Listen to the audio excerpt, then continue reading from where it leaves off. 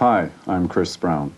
As an animator with Ottawa Cablevision, I've been trying to develop ways of using the community channel and videotape to promote public participation. We've been working with the Shaw Falls Municipal Coordinating Committee, a group which is running a public participation process around an issue in our area. Early last summer, Ontario Hydro announced that it was carrying out preliminary studies to see if Shaw Falls, near Fitzroy Harbour, would be a good site for a nuclear power station. A few politicians, citizens, and planners saw that the proposal had a lot of implications for the area and felt citizens should be part of any decision-making process resulting from Hydro's proposal. They got together and formed the Shaw Falls Municipal Coordinating Committee. The purpose of the Shaw Falls Municipal Coordinating Committee, or perhaps I could say our goal, is to ensure that the public is involved in Ontario Hydro's planning process for the development of their land holdings at Shaw Falls, so that the existing conditions, the goals and aspirations of both the local municipalities and the regional community can be incorporated in the decision-making process. So this is the goal of all of us people that meet till 1 in the morning. The purpose of the committee is we are asking to be recognized as the liaison between Ontario Hydro and the local municipalities for both information and communication purposes. This will include the monitoring, the evaluation, and the dissemination of information and the coordination of public activity. To make sure people's involvement in the process was meaningful, the CFMCC started work in 2 areas: informing the public about Hydro's studies and subsequent developments, and ensuring a continuing public forum where diverse points of view could be articulated. These goals are accomplished by communication or bringing people together, which is what the community channel is all about. Hi, I'm John Bray, and this is Evening Edition. Good afternoon. My name is Orville Adams, and this is Data 77, the Black Community of Ottawa. Most of the shows aired on the community channel are produced by members of the community. Cable 12 is a public forum for discussion and information sharing, bringing people together who will be affected by what's happening in our area. The goal of the programming is to encourage people to become involved in community life. Planner for the study, and Trip Kennedy, the alderman for the area. During the show this evening, we would like you to phone in your comments later on to ask any kind of question that you'd like about the study, and we'd like to get you involved. Dixie Trenholm from the Carp community. She lives at Westwood. When we heard about the CFMCC, we saw an opportunity to find out if our production resources, in addition to our programming, could be used to promote involvement. Starting out with a program of public participation in relation to the Hydro project, which is proposed at Shaw Falls. What is your comments, and do you believe that... We would put the communications goals of the CFMCC ahead of our broader concern for producing programs. Videotape would be used as a tool to help them carry out their public participation process, and programs would be produced for the community channel only when it served the committee's needs. And I think that the public should become fully informed on the alternatives as well as the Shaw Falls hydro plant. Do you have any reservations about nuclear plants in general that you would like to know, any particular questions you'd like to know about them? Well, I'd like to know more of how it is going to affect our life, our lifestyles, how it's going to change our lives, how it will affect the township of West Carleton, and in general the regional municipality of Ottawa Carleton. Our initial contact and involvement with the committee was coordinated by Alan Clark of Algonquin College and Alison Bowick, who is a public participation worker with the Regional Planning Department. She's also a member of the CFMCC. Alan and I met with the committee last September and worked out a working relationship with them. Ottawa Cablevision would provide my services for 3 days a week to support the process using videotape and to find out more about how the channel could become involved in this kind of work. Algonquin College would provide advisory and technical help through Alan, head of special projects, and Louise Harris, a community development worker. The CFMCC would have final control concerning our activities in the project, this direction coming from their Public Participation Subcommittee. Before getting into the videotape process, let's have a look at some of the equipment that's used. To record public meetings, interviews, or other material, a color portapack is used. It consists of a camera and a video cassette tape recorder. They are both battery-powered and considerably smaller than studio television equipment. The camera can be handheld or mounted on a tripod as shown here. Where AC power is available, adapters can be used, saving battery power. The only disadvantage with the color portapack is that it needs lots of light, and while lights aren't an imposition at a large meeting, they can inhibit discussion in small groups. Tapes are edited by re-recording the desired material in the desired order on a new tape. This is Ottawa Cablevision's cassette editing system. The parts of the tapes recorded with the portapack, which will make up the show, are played back on the left-hand machine in the order they will appear in the program. The right-hand machine is used to record these sections back-to-back on a new tape to make up the final show. As for playback for viewing, tapes will be shown on monitors and VTRs similar to the one you're watching right now, and also will be shown as part of our regular community programming on Cable 12. As I said earlier, the CFMCC has started work in two main areas: informing the community of developments and creating an ongoing discussion. Let's take a look at how videotape and the community channel can help. Meetings can be taped, providing a visual record of presentations, discussion, and residents' concerns. These tapes can be used in a number of ways. A summary can be shown on the community channel to bring others up to date on Hydro's proposal and the resulting discussion. This summary can also be shown at subsequent meetings to stimulate and focus discussion. Or it could be shown at local gathering places, such as shopping centers or auctions, to inform others of developments. We have with us tonight three hydro people who are fairly senior in the company and deal with specific areas. I am responsible for new generating plant in Ontario Hydro. I'd like to introduce Hugh Urban, who is Manager of Nuclear Studies and Safety, and any questions or comments that come up with respect to any radioactivity concerns you might have in the river, Hugh will deal with. Further on my left is Dr. One of the difficulties for Ontario Hydro is that most of the higher-ups in the company work out of Toronto. This will restrict the number of public meetings they can attend in the Shaw Falls area. Videotaping such resource people when they are able to come will enable more people to see their presentations and answers to questions. What is going on in Ontario Hydro right now with respect to Shaw Falls? And I'd like to start off by saying, as you've heard already tonight, there are no definite plans and certainly no decisions to build a plant at Shaw Falls. So I'm Bob Wesley. I live on the river, and I have a vested interest, I guess, in the project, but I also work at the NRC, and the committee thought that it would be a good idea to invite non-partisan experts to take part in the discussion. And we approached a number of experts in Ottawa, and we have a lot of local people too who are experts in the area. We had some difficulty in getting permission from various government departments to come, but the gentlemen on my right have volunteered at quite short notice to come. Is Dr. Frederick Briand from the Ottawa University. He's a biologist, and he studies the effect of releasing thermal energy into the water, its effect on the aquatic life in the water.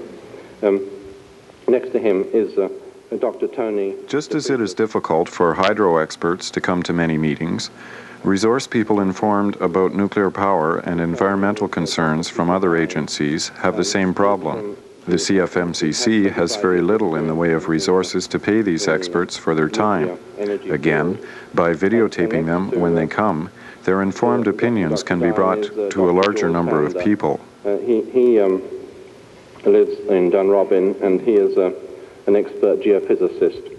This year, we're doing some preliminary information gathering on the river, biological, water quality, some hydrology, in order to get a feeling for what specific areas are of most interest and ones which should be worked on more intensively next year when we're going to mount a much bigger program. This is not, of course, the first power plant which is going to be built, so we have some experience about the resulting effects, the resulting impact of the discharge heat on the biota and the flora of the receiving body of water. But what should be very understood, and as was pointed out before, this is a preliminary meeting, and nobody here, I'm sure, has all the answers to all the questions that we would like to solve. But at least I might give you some more information as to what kind of questions and what kind of concern should be raised tonight. After the CFMCC's first meeting, we edited a tape showing the concerns of local residents. This gives the committee an idea of what issues should be dealt with in the future. Just how is this power, how much of it is going to be, if you will, for our use, and I say our Canadian use, and if it is going to be sold, two parts, I'm sorry, are we going to get just rewards for it? I heard mentions before about traffic transportation, housing, filtration for water, sewage, so forth and so on. If this plant is built here, and I say if, hopefully, where is the monies for these developments coming from? I'm very concerned because I like the lifestyle that we have and I hope we can keep it. I'd like to know what's in it for the resident of West Carleton. Why do we have to entertain this concept at all? You talk about conservation of electricity, and apparently nobody much has taken any notice. The whole country hasn't taken any notice of it. Hardly. Say they did. Would these nuclear reactors be necessary? Edith Barrett from Woodridge, down the river. And I would like to ask what kind of cooling system you propose to use for the water that will be coming out of the power plant. I'm from the area. My name is Brian Darcy. What's Ontario Hydro's assessment of the uranium supplies? Because that really leads into the question, if not uranium, then plutonium. And if plutonium, I think there are a lot of questions, environmentally and otherwise, that will affect my children and a lot of other children here, and not only in this immediate area, but in the larger area. We also prepared a 7-minute information package on Hydro's proposal and the goals of the CFMCC. Here's a few excerpts. For the past year, as many of you know, Ontario Hydro has been conducting preliminary environmental, engineering, and geotechnical studies of its property at Shaw Falls to determine the site's potential for accommodating a nuclear power generating station. This examination of the Shaw Falls site is the initial stage of a much broader study in which Hydro is examining a number of its properties to select the best locations for 2 new generating stations that are required to meet the increased power demands forecast for the late 1980s. Now, the Ontario Hydro proposal has raised many questions and concerns from the people living in the area. After talking with residents of West Carleton, we realized that more information and a discussion about the potential problems of locating a generating station near Fitzroy Harbour was needed.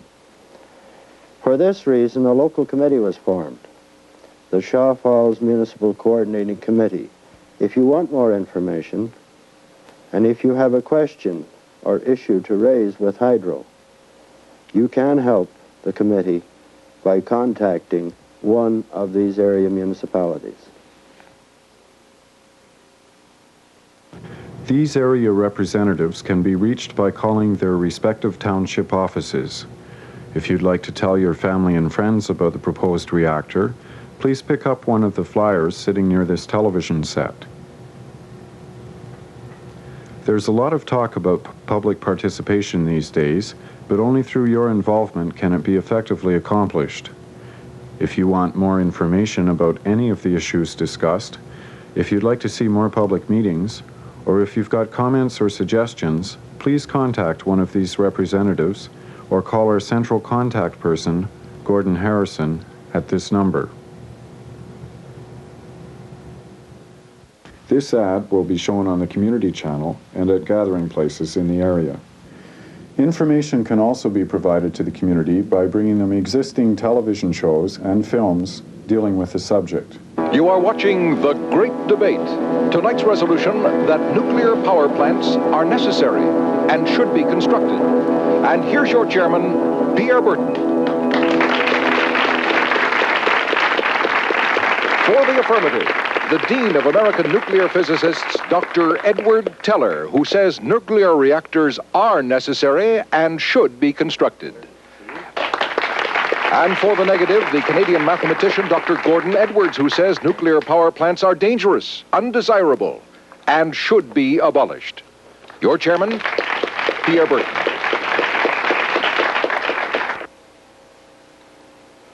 Nuclear reactors should be safe. But something has happened. First of all, nuclear reactors have operated with no industrial reactor having caused damage to the health of a single individual. I'm very glad to be here tonight to talk to you about a topic which has been of great concern to me ever since I first learned about it about 3 years ago. And it has to do with the extraordinary dangers associated with nuclear power plants, which you will not find in any of the promotional literature that you will read, published by the Atomic Energy of Canada Limited or the United States Atomic Energy Commission. The real issue here, it seems to me, is who should decide. If there is, in fact, danger, who is going to make the decision?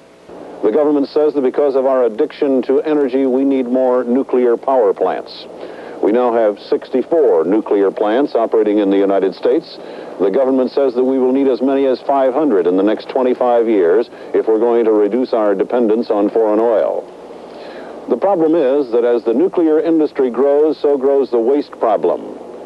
Nuclear waste is dangerous because it is radioactive. Too much radiation can cause cancer and birth defects. Just how much radiation is dangerous is a matter of debate. Well, when I was 6 years old, I moved to Wilbraham, Massachusetts, which is about 50 miles south of here on the Connecticut Valley. And I started working for an apple and peach farmer at that time, and I worked for him for probably 11 years from the time I was 6 until junior year in high school. So it only seemed natural that after college I'd end up being a farmer. Energy, energy, oh my God, why can't they see? They just wrap it up to sell it like their souls. When there's no more to be stolen, think might once again start rolling, and we'll end up where we always thought we'd be.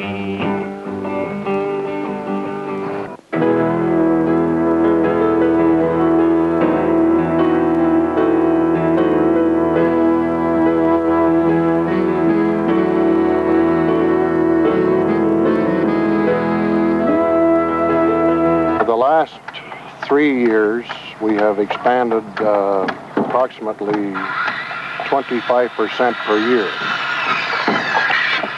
And this means that our population has doubled in about 4 years. Linked to Ontario's transmission system is a 4-CANDU reactor site at Pickering, the orange dots, and a second site at Bruce with 4 reactors and 4 heavy water plants, the blue dots. Ontario Hydro has offered to take the CFMCC members on a tour of its Pickering installation. Another use of videotape would be to record the tour on Portapack and bring it back to play for local residents. To facilitate communication around concerns, people in areas which already have nuclear power stations could be interviewed about the effect these stations have during construction and operation. Videotapes of these interviews could be brought back to the area around Shaw Falls and shown to the people here. This film, distributed by the National Film Board, illustrates this principle.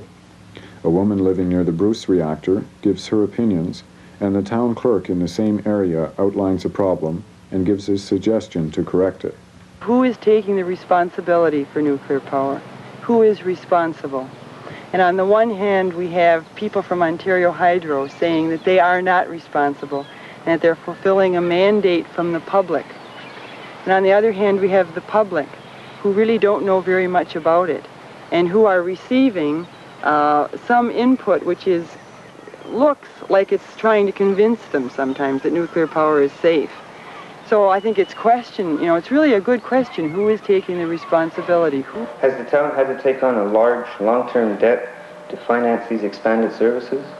Yes, they have, to the point that where we've had to issue debentures for the electrical utility that I mentioned, the water plant, and some of the sewage and water main expansions. And we're fast approaching the debt limits for the municipality, the debt limits that are allowed by the Ontario Municipal Board. What would you recommend to the people of an area where this type of development is about to occur? Well, I think firstly that Hydro should be able to announce that they've located a site.